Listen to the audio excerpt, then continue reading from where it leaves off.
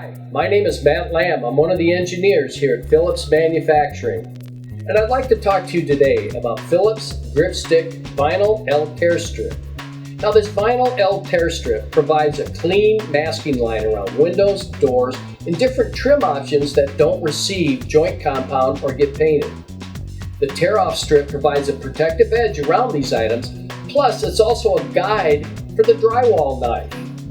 Once the compound is applied and it's finished and painted, the tear-off strip easily removes and shows a very nice, clean, crisp line.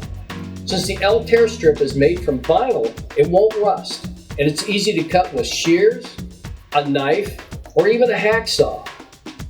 The L Tear is available at 8, 9, and 10 foot lengths. Phillips gripSTIK Vinyl L Tear Strip meets or exceeds the following ASTM standards: C1047, D1784, and D3678. Thanks a lot for watching this product update, and if you have any more questions, please go to www.phillipsmfg.com or contact us and we'll get those answers for you. Thanks.